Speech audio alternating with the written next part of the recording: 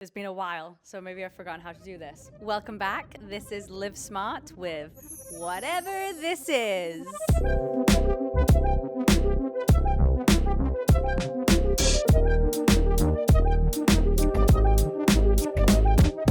But it has been a while since I've sat down on this sofa in front of this camera and caught up with you guys. I think the last time we chatted to each other was in 2025. So welcome to 2026. A lot has happened in the last couple of weeks, and we're gonna have to debrief a lot and keep it short and sweet, of course, because I don't want to bore you all out. We're nearly closing up January and we're already close to February, which means ... we're already at the Olympic Games in Milano Cortina. What the heck? That's gone really, really fast. But prior to the Olympics, we have done so much before that. We literally just had the European Championships in England. We have a lot to talk about, a lot to catch up. Before I let Linda settle, I do want to acknowledge and thank anybody that, well, one, gave me love, but also gave Linda love. Come here, please. Okay, bye, Linda. Anyway, I'll say thank you for her. I want to thank anybody that has given support to myself, but especially Linda. Linda's gained fans, I think, through this, whatever this is, and through my social media. But she literally gets thrown on dog toys onto the ice with her name on. So whoever throws toys on for her, sends her love. This is coming from Linda. Thank you so much. That is so sweet. And yeah, she's very grateful. She's going to shred them apart, which means she loves it. Trust me. And that's what dogs do. Yeah, someone put for Linda, like at other events, people were like, this is for Linda, or like, enjoy the dog toys. Like they're dog toys. They're specifically dog toys. They're not for me. These ones are like durable for dogs. So let's take a few steps back. Say like a few days before leaving for the European Championships. Of course, training was ramping up. Training was actually quite difficult leading up to Europeans. I think we felt a lot of pressure. And of course, this is a really, really big event in my hometown and very close to the Olympic Games. So everything's just getting really tight, really close. And just there's pressure in the air for everybody. We know we let the pressure take a little bit too much control, and we didn't have the best training days, or should I say the most positive training days. We did struggle quite a bit, and we had to reset. We want to enjoy this. We want to enjoy this process, not just the event, but we want to enjoy the lead up and the process to the competition, to this moment. So we got it. We were back on track. We had some good training days, we had some bad training days, and then we had some great training days. I think we found our spark again. We kind of let the pressure loose and just realized, like, look, we just really want to enjoy this together. So, like, let's stop being idiots and have fun and, like, have fun together on the ice. Let's joke around again. Let's just be light. Let's be loose. And as soon as we switched that mindset and shook that off, everything was better. The skating was better. Our relationship was better. Everything. But as athletes, as human beings, you find yourself getting in those little ruts of being like, why am I in this vicious cycle of, I don't know, negativity? And sometimes it's really hard to shake that off.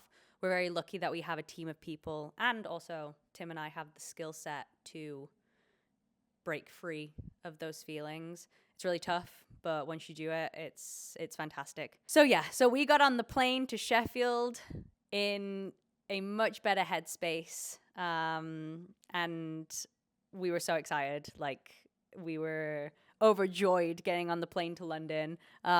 We didn't know what to expect. We just knew that this was going to be a special event, but mainly because it was in my hometown of Sheffield, and I had Tim coming with me, our trainer Mark coming with me, my whole family was going to be there, and also just taking the people from my skating life and my skating world here to my hometown and showing them the chaos of what Sheffield is and my family. It was so special. We had Monday off. We arrived Monday morning around 7 a.m. and we spent the day with my family at home. This was the one day before the event kicked off where I was like, okay, we'll go home, we'll relax, we'll have some time with the dogs, my mom, my dad, my brother, my grandparents, and just like decompress after the long travel, and also before the week gets really, really busy and exciting. It was just a very wholesome day, and also like very weird for me. Actually, yeah, very, very weird for me to be driving from London Heathrow to Sheffield and going home, but not going home to just go home. I was going home for a skating event. I was with Tim in the car going to a competition, but I was also driving past and driving through my hometown. It was really weird at first. I was like, this is like really shaking me up a bit. And then it wasn't until we got to the hotel that night in the town center of Sheffield, where I'm in the town center of Sheffield where I grew up, and which is so familiar for me, but I have so many skaters around me that are not from here, and driving through the city center in a different headspace than usual. I was driving through the city center at a huge event in my career, not I'm going to the city center to have dinner with friends. Like it was very different, very cool. A once in a lifetime opportunity, like having a championship event in your hometown, literally where I was born, where I learned how to skate, where I spent all of my time as a young skater and a young girl before I moved to the US for training. It was crazy. A big full circle moment, that's for sure. Linda! This is what happens when Dad sits upstairs and I'm downstairs. She's like, I don't know where to go. So you can tell who's a favorite parent. John Luke was away for 2 weeks, so Linda was stoked when she saw him. She was like, oh, I saw you last week, Olivia. You're fine. Hi, Mom. And then went straight to Dad. And then as soon as Monday night came around, Tuesday, we had practices, and it was a full week at the European Championships in Sheffield. There was a lot of excitement going into the week, not just for myself, but all the athletes. I think everyone was just enjoying the environment, and especially the lead up to the Olympic Games. Like, everyone is at their best right now. Like, everyone is like peaking. And to be at an event where you just feel ready and confident, you can just feel the energy is like, let's enjoy this. Like, it's really cool versus earlier in the season during the Grand Prix where, you know, we're still figuring things out. We're scrambling a little bit. But it did feel like everybody at the European Championships was just like well put together and just able to enjoy it and have a good time. For starters, Sheffield is one, of course, a very cool place for me, but two, very rowdy, and the people are fantastic and the people are rowdy. So when it came to the crowd, the pairs event started on the Wednesday and it was a full crowd. Like Wednesday afternoon, Wednesday evening. Like, this is middle of the week, first event of the competition. It was packed. Like, I remember opening YouTube to see the live stream of the pairs event, and it was slammed. Like, the seats were full, the crowd was wild. After every element a team or a skater did, everyone was cheering or clapping. Like, there was, like, you couldn't hear... You know when they say, like, you can hear a pin drop in an arena because it's so quiet? No. Not at Sheffield. Like, the crowd was rowdy in the best way possible. It's the type of crowd that, as athletes and as skaters and performers, we want. Like, we want to know that we're entertaining you and you're having a good time. And you definitely felt that in Sheffield, trust me. I'd say one of the biggest highlights for myself was of course, stepping out on the ice, but stepping out on the ice for the rhythm dance especially, I have never felt an arena vibrate as I did, like stepping onto the ice for the rhythm dance that day. I knew the crowd was going to be a little bit louder for myself, being a hometown girl from Sheffield in this arena with probably 50% of the crowd being family and friends of mine or people I grew up with in the skating world. So I kind of expected it like a little bit, but this exceeded my expectations. I stepped out, I heard our names, and then I just heard the roar of the crowd. And not representing Great Britain at this event, I did think that would have like a sway on things, but no, like at this point, people were like, oh yeah, hometown girl Olivia's here. They were cheering for us. The smile on my face was the biggest it's been in a while. Oh yeah. Well, the hosts of the event, Molly Lanahan and Mark Canretti. Molly Lanahan I grew up skating with in Sheffield, so she knows me super well. And Mark Canretti, I know him super well, grew up skating with as well. And I did dancing on ice with him. So two people who were hosting the event also knew me very well. Yeah, they kind of gave me a lot of love, were mentioning my name a lot. The commentator Chris was mentioning that it's a hometown event for myself. Even the ISU social media, they definitely highlighted this event for me, especially being a hometown skater there and coming back to Sheffield and competing at home while representing Spain. It was truly special. And like, thank you for everybody for your help and in just making that week so special and having me, I guess, stand out in that way. It made me feel like a superstar. So before we actually started the rhythm dance event, I remember being in the warm-up area. So the warm-up area was next to the ice. It was just covered with a black curtain, so you couldn't actually see us, but we could hear everything that was happening. We were literally steps away from the ice. So yes, we could hear the crowd, but everybody warms up with headphones mainly, and we're trying to stay in our bubble. We're trying to stay focused. Well, that was really hard because like I said, the crowd was so loud. I remember just looking at a few people in the warm-up area warming up who had their headphones in. There was also a TV in the warm-up area, so we could see who was skating. We could see the reactions and stuff, but a lot of people try not to like watch that too much and focus on themselves and their warm-up. But you kind of couldn't at this event at this point because I had my headphones in, music full blast, and you could hear everything. The crowd was effing nuts. But one moment for me, I remember I was laid on my back and I remember I was trying to meditate and my song changed. So my headphones kind of cut off for a minute before the next song came on. And I'm like trying to meditate and I'm like, why can I hear Niall Wilson's voice? So I knew Niall and his mom were coming to watch the event because he messaged me earlier in that week saying that he would love to bring his mom and he came to watch the rhythm dance on the Friday. But I'm laying on my back and I'm trying to meditate and I'm like, why can I hear Niall's voice? And I open my eyes and I look over at the TV and Niall is being interviewed, like on the ice break, on the ice cut between the groups. Niall is being interviewed by Mark Henretti and Molly Lanahan.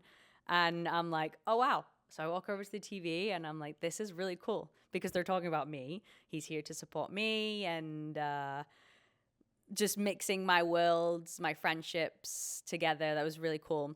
And then I'm watching this on TV and then next thing you know, my grandparents show up on the television. Mark is interviewing my grandparents. I'm trying to focus, have my headphones in, try and like stay in my bubble and warm up.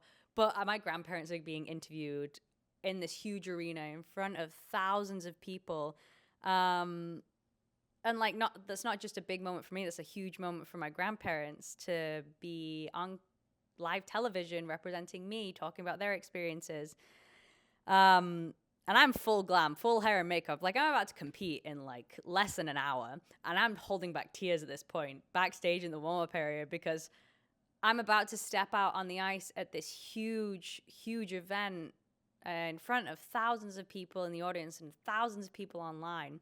Sorry, I just spat everywhere. So one, I'm really nervous, but I'm so excited. Like the different emotions that were running through my body and my mind in this moment after seeing my grandparents get interviewed on the Jumbotron and on television, like I'm holding back tears, I'm holding back excitement. I'm like, I gotta do something with this. So yeah, my meditation was interrupted, but in a really good way.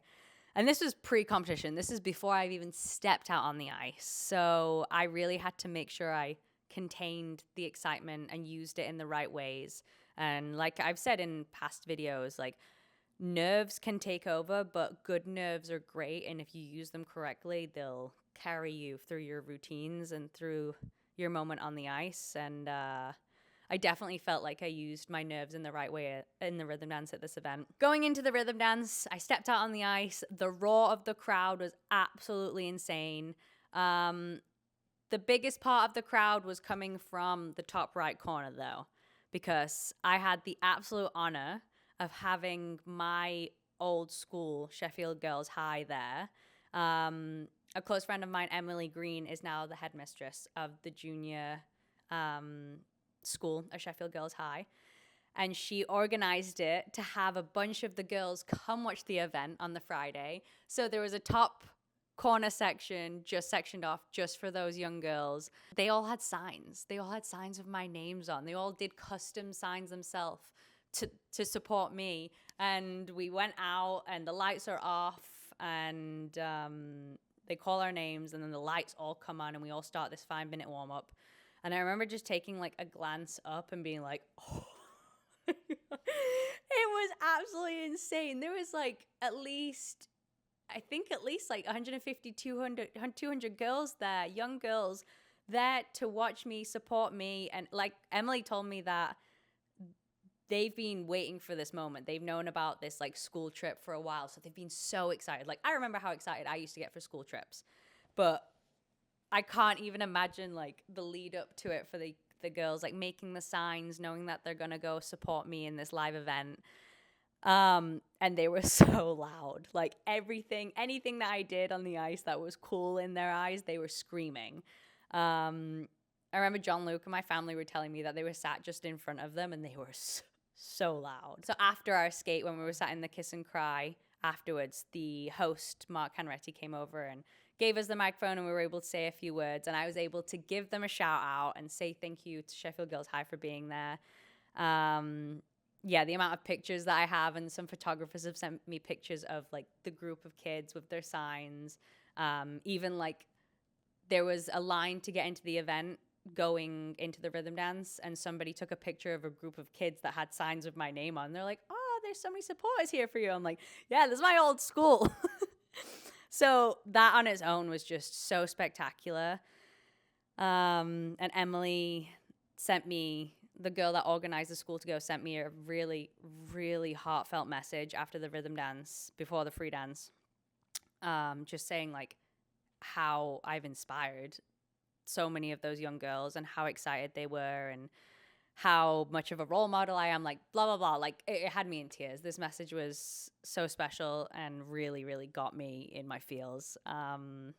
Just to know that I even inspired, or I don't know.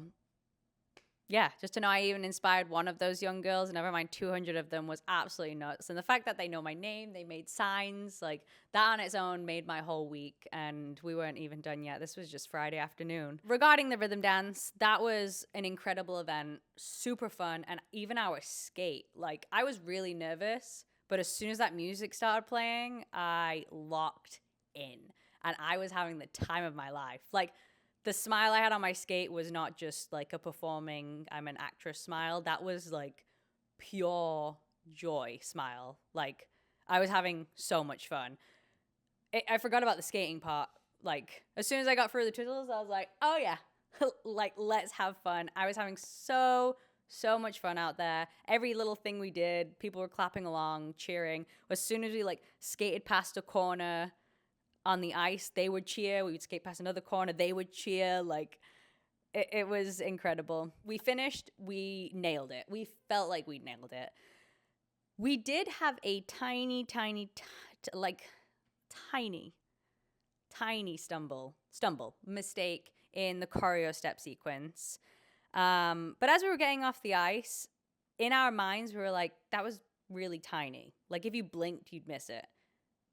We won't get penalized for that. Like that's not big enough. And we said that to our coach, and even our coach at the time was like, yeah, no, you should be fine. Like we did think it was like small enough that we would be good and we would be fine. And then the score came up and we had 75, and yeah, they didn't let us get away with that. We had a choreo step, exclamation point, which in ice dance is killer. Like I don't know, it's so strict and it's so cruel, but that's what ice dance technical rules are this season. Rumor has it that's changing next season though, but we'll see. For many of you that don't know, probably actually a lot of you that don't know, because I've seen a lot of comments and a lot of people being like, I don't get it, why are their scores so low? Like why did they get that score? I understand you didn't see the little tiny mistake as well. So that's my point. But in the choreo step sequence, and it's literally just dancing. Like you don't see anything technical in it. We're just like selling it, dancing. You have to stay in hold most of the time. You can let go for 5 seconds. You can also stay on the spot for 5 seconds, but it's just pure dance. But they've been a lot stricter with this season, where you can't have a separation, so you can't let go, even if it's like, boop, you're screwed. You can't have a mistake because it's called an interruption. So they classed Tim's little, like, he caught his toe pick for a second. Like, this guy covered it up so well. Like, that's what you call training right there. We train and we skate, and we're not skating perfectly all the time. We're covering up mistakes all the time. Like, we're not always comfortable. We're most of the time uncomfortable, but we're just faking it that we're comfortable. So anyway, yeah, they didn't let us get away with this one. So when you do get an exclamation point in the choreo step, you can't go into the high GOEs. And the choreo step is something that is just a GOE based element. Like, you're just dancing your life away to get the high grade of executions on this. And I think you can't go higher than, babe, can you not go higher than a +3? Choreo step exclamation point? No, it takes the scores down automatically by 2 GOE. Okay, so if you get an exclamation point, it takes the score automatically down by 2 GOEs. GOE is a grade of execution. So it's the judges are what judge the grade of execution on certain on elements. So you go from base, which is 0, and if it's negative, you can go -1, -2, -3, -4, all the way down to -5. You're getting a -5 if it's tragic, if you fall, blah, blah, blah. And then you can go +1, +2, +3, +4, +5. Of course, +5 is very hard to get, but it is there. It's common if you're good and if you're liked. Our GOEs automatically went down by 2. So, for example, if someone was giving us +4, we then got +2. And like I said, this element is a GOE-based element. Like, you just want to be getting +3s, +4s, and you're dancing your life away for those grade of execution points. I didn't do the math. That's a lie. I did the math. We lost about 4 points, at least, just from that choreo step on its own. So going from 75 to 78, 79 even, like, it would have had us from where we were in 10th place after the rhythm dance in around 6th or 5th place, at least. My smile was pretty fake in that kiss and cry. No, I'm joking. I was really happy after the rhythm dance. That's the sad part. You barely smiled. No, I barely smiled. Tim didn't smile. You looked at the screen, you said, Yeah, it was really sad because I was so happy after that rhythm dance. Like, I was having so much fun. And then I got the score and I was like, oh, the fun stopped. Which I did talk about in an interview as well. Because that night after the rhythm dance, Tim and I struggled quite a bit because that whole day and that moment in the rhythm dance, that event was so much fun and so memorable. But then because of the score and the placement where we were and what had happened with the exclamation point and the choreo step, we were both just so pissed. Like, we were so bummed, and it was overriding? Yeah, it was overshadowing the joy that we had from the rhythm dance. And I didn't want that. I hated that. I was like, this is like my hometown Europeans, and we just skated the best we possibly could have. Why am I letting this score and this placement and the judges and the technical panel take away my happiness? Like, I was pissed. That night after the rhythm dance, before the free dance, we had to live that anger. We had to live the anger, the sadness. Because if we didn't, we would have taken that into the next day, which was the free dance. We saw family, we said hi, we said bye, we went back to the hotel, we decompressed. This is post rhythm dance.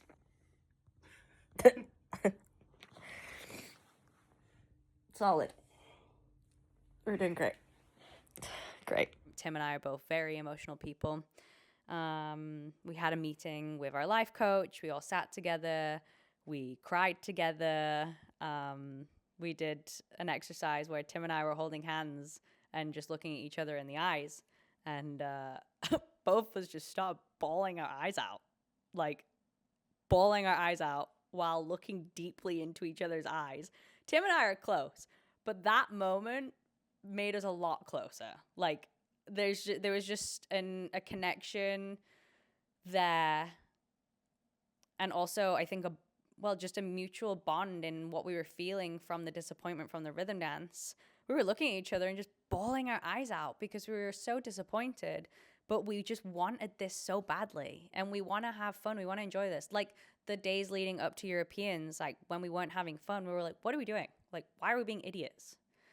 Like, we just want to enjoy this. We came back to this sport and skated together because we love it so much, and we didn't want to take away the joy and the love of what we have from the sport just because of an exclamation point. That's crazy. That night was pretty tough. And it wasn't over yet because we had a full free dance day to do the next day. And the worst thing is, not just for figure skaters, I think for any athlete, sleeping the night before an event when you haven't done so well is the absolute worst. Like, you close your eyes and you're getting ready for bed knowing that you're not going to have a good night's sleep. Like, we always tell ourselves, like, okay, we decompress, we invite sleep. I was inviting sleep. Like, I sent an invitation hours before I went to sleep. I was like, come on, let's go to sleep. Yeah, my mind was running in circles. And that next morning when I saw Tim as well, him also. And all I wanted to do after that day was rest, but my mind was playing tricks on me. So practice morning of the free dance, and then we had around 6 hours until the evening that we competed the free dance. Usually ice dance is one of the earlier events. It's not usually the last event of a competition, but we were the last event of this European Figure Skating Championships, and I was really excited to have a longer break because, you know, you can take all your makeup off, you can take a good nap, you can like just take your time and not feel rushed. Well, this break was just like a little bit too long because of what happened in the rhythm dance to the free dance. Of course, we were both really nervous and we felt the pressure. Yeah, that break was really long. I found myself pacing in my hotel room. I don't usually have the best appetite on competition days. I get really nauseous just because of nerves. I think I could speak for a couple of athletes here. I was on FaceTime to John Luke trying to eat a tuna sandwich. And I remember like taking a bite and being like, and he's like, you can do it, babe. I believe in you. You can do it. It was a shit show. But I knew I had to fuel my body. So me eating that day was hilarious. I should make a video of that next time because that's just a comedy show on its own. So we get to the free dance and I am locked in. Like, John Luke knows me, Tim knows me. If my face is a certain way or if I'm speaking in a certain tone, they know I'm locked in. They know like I'm in my bubble and I am not letting anything rock me. And that's how I went into that free dance. I was a mess on the break in between. I couldn't eat my food. I was gagging. I was crying. I was so nervous. As soon as I got on that bus, I was like, let's do this. And we did it. We did it. And it was insane. The lead up to it was crazy. We were in the warm-up area. I'll share the picture of this moment. We were in the warm-up area, and we were both nervous, of course. Locked in, but nervous. And I could sense Tim was a little bit more nervous than usual. This guy wears his heart on his sleeve, and I can read him like a book now. And there was just a little extra tension coming from him. And I was like, he had his headphones in, and he was warming up like a few feet away from me. And I check over at him, and I'm like, I think this guy needs a hug. And he's like sat on the mat, and I go over, and he looks at me, and I'm like, and I just put my arms around him, and I hug him for like at least a minute. Like, we take some deep breaths together. Like, we don't say a word to each other. I don't speak to him. I just look at him. I hug him for a minute. Look at him again after I'm done. Nod. Walk away. That moment, I think, helped shift the bad nerves to good nerves. I think we were both just on the same page of like, we're terrified, but we really want to do this. But then pushing away those bad nerves and turning into, I'm terrified, but I'm excited and I know I can do this. And having that like mental shift was so important. And like I said, we didn't even say these words to each other. It was just through a hug. And man, that's what makes Ice Dance so special, because you can have those moments without even speaking to one another. And that connection is what gets Tim and I through our routines and helps us connect not just together, but with the crowd and the people as well. So, yeah. So we went out for the free dance. We skated first in the free dance, so we don't have a quick turnover at all after the 5-minute warm-up. But we were ready. We were really, really ready. And as soon as that music started, we were both locked the F in. And we were locked the F in for 4 minutes and 20 seconds. We were doing the first lift in the free dance, this position one. And I go up off the ice and we're rotating. And our music is very like mysterious, quiet, like, I don't know. It's just really like quiet. And next thing you know, I just hear this roar of cheer when this lift was happening. And I'm like in character. And I like started smiling and I was like, no, stay in character. I was just so shocked with the response just from the first element of our free dance. And that was the moment where I was like, oh, this is going to be good. Like just from the response of that first element, I was like, if we nail this, like this could be epic. And that crowd carried me all the way through that program. Like, I don't know what it was, but the energy in that arena was magical. And that wasn't just from Tim and I. Like, I do want to give a lot of credit to the people in the crowd that day. I did feel like you guys lifted us through that program. You created that magic with us. And as soon as the music ended, like, we felt it. And it was goosebumps, not just for everybody in the crowd, but goosebumps for Tim and I. And a moment that we'll remember for the rest of our lives. Looking around, seeing people stood up, seeing the Spanish flags, hearing the roar of the crowd. That was something I'll never forget. A big moment, and also top it off to do it in front of a home crowd, knowing that like I didn't just do that on one of the biggest events on the skating stage. I did that at one of the biggest events on the skating stage in Sheffield, where I literally started this sport, where I took my first steps on the ice. And to be there then, having that moment with Tim was a full circle gratitude moment. Like, if I could relive those moments, I really wish I could, because they just happen so fast. So I'm learning, since the Boston World Championships in April last year to this event, I'm learning to, like, once our music's done, like, just take in that moment. Like, don't rush and get off the ice. Like, I'm exhausted, yes. My legs are not working, yes. Like, I want to get off and sit down. But I'm learning just to, like, milk that moment and just stand on the ice and, like, take it in. Because once you get off, like, next skater, boom, you're moving on. And yes, we get to see, like, the videos of it and everything. So thank God for modern technology. But just that moment of feeling it is spectacular, and something that you can't even describe or replicate. Wow. So yes, the free dance was spectacular. The whole event was spectacular. Yeah, the free dance score was quite a bit better than the rhythm dance. So you did get a positive reaction from myself this time. Yeah, season's best. Not personal best, but season's best. I was really nervous for the scores for the free dance, because from the rhythm dance, like I said, we skated great, but then the scores didn't reflect. So I knew we'd skated great in the free dance, but I wanted the scores to reflect so bad. So I remember Roman was sat next to me, our coach, and I asked him, I was like, can I hold your hand, please? I'm going to need it this time. And I was squeezing his hand. I was squeezing Tim's hand. And then I have this thing where the scores are coming out and a lot of people look at the screen to wait for the numbers to come up. And I'm like, they're like, and the score is, and I'm like, don't look. And I remember just hearing 120, and I was like, I can look down now. But of course there was a little part of us that was like, is that enough for us to pull up? Like, is our total score enough from the rhythm dance and free dance together? Is it enough for us to pull up in placement because we were in 10th place after rhythm dance.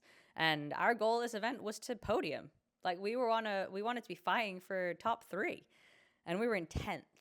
And I know between 10th and 4th, 5th place, it was pretty tight score-wise, and anything can happen. At that point, we just had to wait. Since the World Championships in Boston last April, they have this new thing called the leader chair, where once you finish skating in the last couple of groups, if you are at the top and you are leading on the scoreboard, you sit in this chair next to the ice, next to the kiss and cry, and you watch the next teams until you get knocked off the top spot.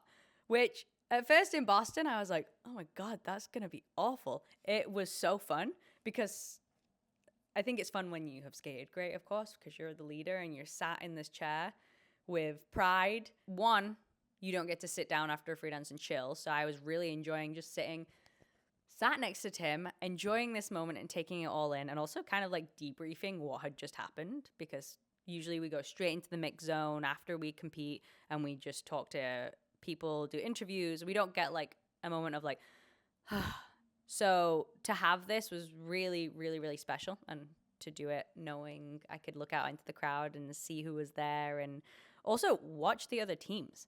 Like, we don't get to sit and watch the other teams that we don't train with, of course, often. So I got to watch the French team, I got to watch the Georgian team, I got to watch the Czech team. Like, I got to watch their programs and like enjoy them from a front row seat. So that was a really cool moment, because these are not just skaters, these are my friends as well. So just sat there supporting them was really, really cool. So yeah, we were sat in the leader chair for quite a while. So that's good news. So with each team, we were then going up a placement. So we did eventually pull up from 10th to 7th place, and we did finish 7th overall. We couldn't have been happier. Like, we did absolutely everything we could have in both the rhythm dance and free dance. And if I could change the scores, I would. But like I said, we did everything we could. We did the most we could at where we are at this point in the season leading into the Winter Olympic Games.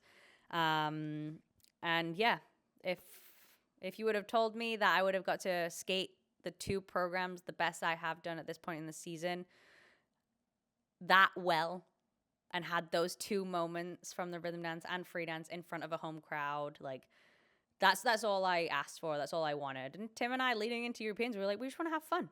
And we definitely did that. So a roundup of the European Championships competition was spectacular. The whole event in general, everything down to the event, the volunteers, the rink, the audience, even the food, like, everything was on point. Like, and I can speak on behalf of the athletes, like the organizing committee of this event, British Ice Skating, ISU, everything. Like, seriously, congratulations.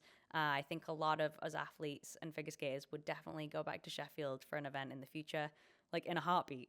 Like, count me in. The European Championships is always very exciting and very special before the Olympic Games, but this one was on another level. So congratulations to everybody. It was a very memorable, spectacular event. So once the event had ended, of course, you have the gala the day after and the banquet. Being a hometown Sheffield skater, we were invited to the gala, and Tim and I milked this opportunity. I was like, okay, we are skating in front of a Sheffield crowd here. We are doing a football gala number. That's been planned all season. But we do a football gala number with our Spain national team tops on. We have football on the ice. We have a net, a goal on the ice. Like, we do a proper, like, football number to, like, classic football stadium songs in the UK. Did I plan this knowing that Europeans was in Sheffield? Maybe.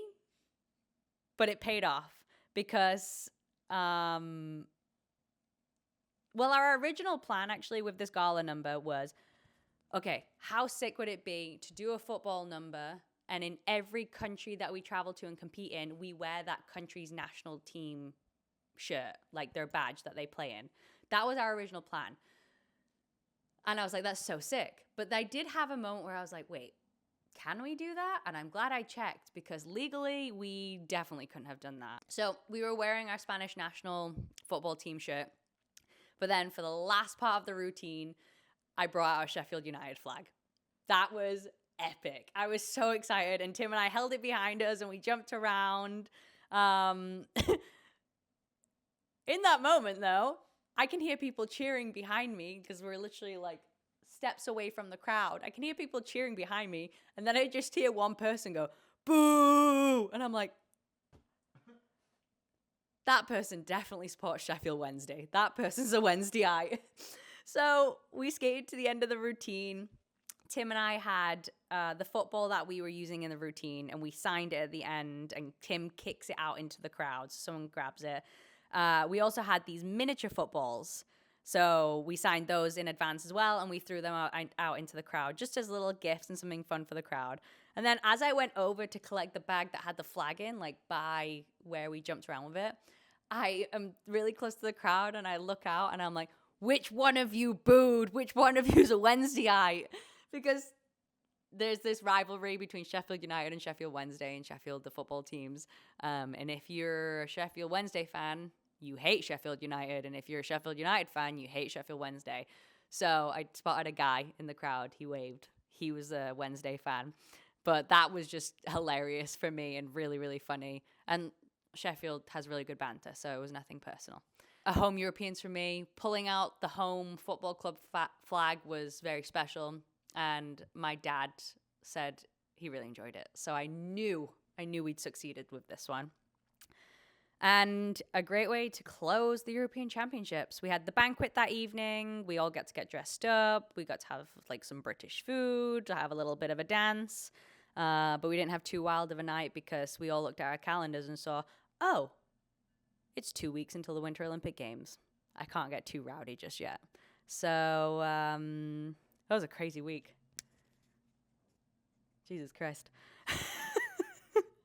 That was amazing. It was the best competition of my life. Like, so memorable. I have so many photos, so many memories to like take home and look back at in the future. And even just for my family and friends that came to watch. Like, 2 of my girlfriends, Tony and Rosie, came to watch with their kids. Like, they have babies and they came to watch with their kids. Like, that competition in Sheffield at the European Figure Skating Championships was not just for me.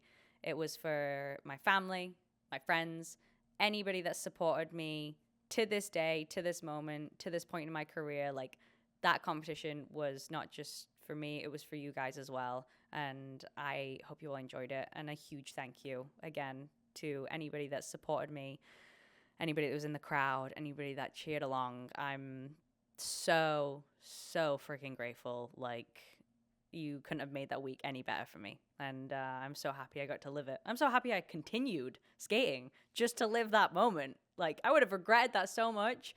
Like, if I did retire in 2022 after the games and I saw the competition happening, I would be beating myself up. So yeah, and thank you to Tim. Thank you for asking me to skate with you and making me skate with you, like having the initiative to do it, because if it wasn't for that, I wouldn't be doing what I'm doing, and I wouldn't be going into my second Winter Olympic Games in a couple of weeks as a flag bearer as well. I had a day at home to rest, reset on the Monday after the event before flying back to Montreal on a Tuesday to get back on the ice on the Wednesday. While I'm at home with my family, my mom, dad, my grandma, granddad, brother, boyfriend, like everybody's there. It's my granddad's 70th birthday as well. I get some very exciting news. And to be at home with my family when I received this news was also just like the cherry on top of the cake. I found out that I am going to be one of 2 of the flag bearers for the opening ceremony for Team Spain at the Winter Olympic Games in Milan next month. Jaw was on the floor. Like, I could not believe it. I knew I was potentially a contender in being a flag bearer for Team Spain, but to actually get the confirmation that I am going to be one of the flag bearers for the games in the opening ceremony, I was overwhelmed. I was gobsmacked. Like, and my whole family were cheering. Like, that was a moment I'll never forget, being able to I got the phone call while I was with them, and to tell them in that moment, like, I usually get like good news, or I experience things away from my family, living away from them and whatnot. But to get that phone call while literally in my home living room with my family around was just, the timing was amazing. It was perfect. And then I had a call with the president of the Olympic Committee where he officially congratulated me and told me. And yeah, so I am still processing that information. I am so excited, and I got to start practicing carrying a flag, I guess. One of the questions I did want to ask the president, I wanted to be like, oh my God, thank you. Is it heavy? But I'll figure that out when we get there. I'm so proud and so grateful for this opportunity to carry the flag in front of Team Spain in the opening ceremony. And just knowing that Spain is behind us going into this huge, huge event is incredible, for welcoming me with open arms 10 years ago, and welcoming Tim just recently, going into our first Olympics together and my second one as an Olympian for Team Spain. It's truly, truly remarkable. And I don't know how to say this. Wait, let me quickly figure this out. There's been a couple of people that have given me some hate for being the flag bearer. So I just want to leave them a little message. Yeah, I just want to leave a little message for anybody that has had any hateful comments, or just comments in general about me getting this opportunity. I didn't just get, like, I've been chosen for a reason. I know I'm not born in Spain, and I'm not originally from Spain or Spanish. I have a citizenship, and I have the passport from my work, from my sport, and from my hard work and success in what I do. And for anybody that's saying, I shouldn't be doing this because I don't speak Spanish and I'm not Spanish, like, one, I do speak Spanish. I am practicing more and more and more. Like, go watch some of my videos.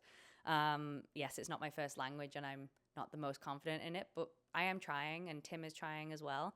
But we're doing the skating part, at least. I want to make Spain proud, and I want people watching to know that I don't take this for granted. I'm so grateful, and I want to keep pushing the sport of figure skating for Spain, but just the sport in Spain in general, making history for Spain, and just seeing the sport of figure skating and the growth that it has had in Spain over the last 10 years I have been around is remarkable. We even have athletes from other countries that are not Spanish coming and representing Spain. And like, we just want a big, successful team. Like, and if you have somebody from another country, like, coming to Spain to represent Spain proudly, like, don't shy them away. Don't discourage them, because the more the merrier. And the success rate in Spain right now for figure skating, well, the future of figure skating in Spain is looking really, really, really good. And to know I've even had like a tiny part in that, or inspired anybody to do what I've done, is remarkable. So yeah, just wanted to throw in that little comment. 62 minutes. You keep reminding me that I've been speaking for a really long time, but it's been a really long time. A lot's happened. We leave for the Olympics in just under 2 weeks. The Olympic Games starts on February 6th, the opening ceremony, where I will be carrying the Spanish flag. And we compete on the 9th and the 11th. The 9th is a rhythm dance. Then we have a day off. Then the 11th is the free dance. And the closing ceremony is on the 23rd. So the journey to the Olympics is very soon. And then the Olympics is very long. So I'm going to take every single moment in I possibly can, from experiencing Olympics in 2022 in Beijing during COVID to experiencing Olympics in 2026, not during a global pandemic, in Italy. I'm going to be taking this one in fully. This is going to be huge. It's going to be monumental. It's actually probably going to feel like my first Olympics, because it's going to be a real Olympics. There's going to be a crowd. My family's going. My other half's going. Like, it's going to be so special. And get ready to get sick of me on social media, guys. Actually, no, get ready to get sick of everybody on social media during the Olympics, because TikTok blows up, Instagram blows up. Like, all eyes, the whole world, all eyes are on the Winter Olympic Games for that month of February. Which honestly we deserve because it comes around every 4 years. So we're going to milk it. And I hope you all watch. I hope you all enjoy. And I hope you all follow along. And please be kind, because this is a moment that we've all been literally working our asses off for. This is a once-in-a-lifetime opportunity. Every single athlete at this event has been working so hard for this. This is a dream come true for everybody at the Winter Olympic Games. So just remember that when putting something online or saying something to somebody, like, this is what we live for. This is our dream. So please don't take that away from us. Let us enjoy it. Let us indulge in the Olympic spirit. Yeah, I think I need to go. This has been a really long episode. But yeah, I'll see you in Milan, everybody. Enjoy, and I'll speak to you very soon.